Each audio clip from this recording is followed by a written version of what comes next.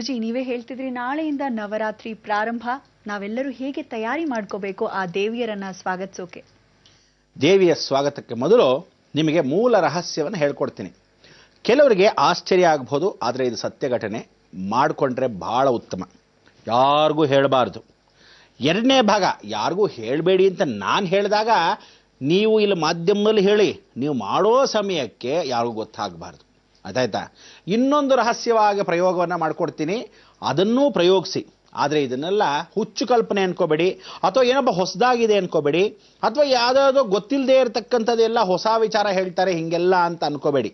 ಇದೆಲ್ಲ ಸೈಕಲಾಜಿಕಲ್ ಎಫೆಕ್ಟ್ಗೋಸ್ಕರ ಆ ಕಾಲದಲ್ಲೇ ರಹಸ್ಯದಲ್ಲಿ ಅಥರ್ವಣ ಶೇಷದಲ್ಲಿ ಮಾಡಿದ್ದಾರೆ.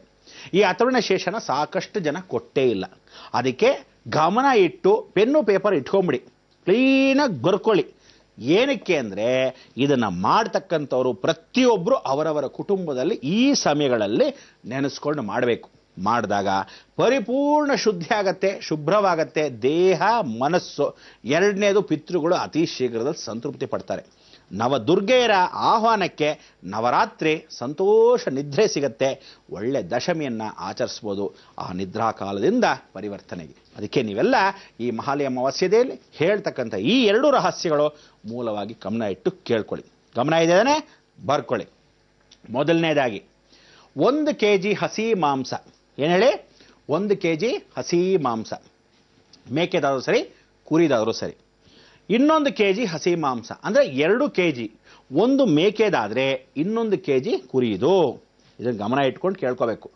1 kg ಹಸಿ ಮಾಂಸ, 1 kg ಹಸಿ ಮಾಂಸ ಎರಡೂ ಸೇರಿ ಅರ್ಧ kgನ 4 ಭಾಗಕ್ಕೆ ಮಾಡ್ಕೋಬೇಕು.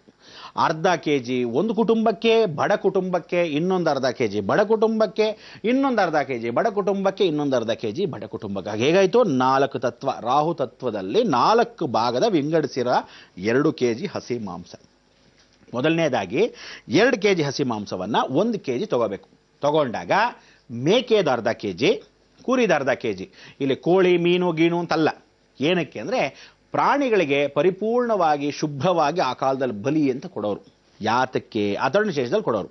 ಪ್ರೇತಗಳಿಗೆ ಪರಿಪೂರ್ಣವಾಗಿ ಬರ್ತಕ್ಕಂಥದ್ದು. ಅದಕ್ಕೆ ನೀವು ಏನಾದರೆ ಸೀಕ್ರೆಟ್ಸ್ ಅಂದರೆ ಏನು ಮಾಡೋರು, ಭಾಳ ಜನ ಮಾಂಸವನ್ನು ಅಂಗಡಿಯಿಂದ ತೊಗೊಂಬರ್ಬೇಕಾದ್ರೆ ಒಂದು ನಿಂಬೆ ಹಣ್ಣು ಒಂದು ಮೊಳೆಯನ್ನು ಜೊತೆಗೆ ಇಟ್ಕೊಳ್ಳೋರು. ಯಾಕೆ ಇಟ್ಕೊಳ್ಳೋರು ಗೊತ್ತಾ?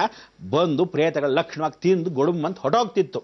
ಅದಕ್ಕೆ ಬಹಳ ಮನೆ ಸೇರೋ ಇದರಿಂದ ಇಲ್ಲದೆ ಸುಮ್ಮನೆ ಪೆಟ್ಟಿಗೆ ಇಟ್ಕೊಂಬನ್ನಿ, ಅದು ತಿಂದು ಖಾಲಿ ಮಾಡಿಬಿಟ್ಟು ಹೊಟ್ಟೋಗಿರುತ್ತೆ. ಆ ರೀತಿಯಾದ ಅನುಭವ ಎಷ್ಟೋ ಜನಕ್ಕಾಗಿದೆ, ಹಳೆಬ್ರಿಗೂ ಆಗಿದೆ, ಅನುಭವ ಪಟ್ಟಿದ್ದಾರೆ. ಅಂಥ ಒಂದು ಅಂತರಂಗ ಪರಿವರ್ತನೆ ಮಾಡ್ಕೊಳ್ಳೋಕ್ಕೆ ಅವಕಾಶವನ್ನು ಈ ಸಲ ಮಾಡ್ಕೊಳ್ಳಿ. ನೀವುಗಳು 1 kg ಮಾಂಸದಲ್ಲಿ ಅರ್ಧ kg ಮೇಕೆ, ಅರ್ಧ kg ಕುರಿ ಮಾಂಸವನ್ನು ತಾಯಿ ಮನೆ ಕುಟುಂಬದಲ್ಲಿ ಮೊದಲಾಗಿ ನೆನೆಸ್ಕೋಬೇಕು. ಯಾರ ಮನೆ ಕುಟುಂಬ? ತಾಯಿ ಮನೆ ಕುಟುಂಬ. ಅಂದರೆ ನಿಮ್ಮ ತಾಯಿ ಮನೆ ಕಡೆಯಿಂದ ಗಂಡ ಹೆಂಡತಿ ಇದ್ದರೆ ಹೆಂಡತಿ ಮನೆ ಕುಟುಂಬದಿಂದ ನೆನೆಸ್ಕೋಬೇಕು. ನೀವು ಅಂಥ ಬಡ ಕುಟುಂಬದಲ್ಲಿ ಬಡದಲ್ಲಿ ಇರ್ತಾರೋ ಅಂಥವ್ರಿಗೆ ದಾನ ಮಾಡಿದಾಗ, ಅವರು ಬಿಸ್ಮಿಲ್ಲಾ ಮಾಡಿಕೊಂಡು ತಿಂದಾಗ ಪರಿಪೂರ್ಣ ಅನುಗ್ರಹ ಅವ್ರಿಗೆ ಸಿಗುತ್ತೆ. ನಿಮ್ಮ ಪಿತೃಗಳು ಸಂತೋಷ ಪಡ್ತಾರೆ. ದಾನದಿಂದ ಪರಿವರ್ತನೆ ಆಗುತ್ತೆ. ಇದನ್ನು ಮಾಡಿ ಅಂದರೆ 1 kgಯನ್ನು ಅರ್ಧ kg ಮಾಡಿ, ಇದು ಬೇರೆ ಅರ್ಧ kg, ಅದೇ ಬೇರೆ ಅರ್ಧ kg ತಾಯಿ ಕಡೆಯಿಂದ ಮಾಡಬೇಕು. ಇದನ್ನು ಮಾಡಿ ಕರೆಕ್ಟಾಗಿ ಗ್ಯಾಪ್ ಇರಲಿ.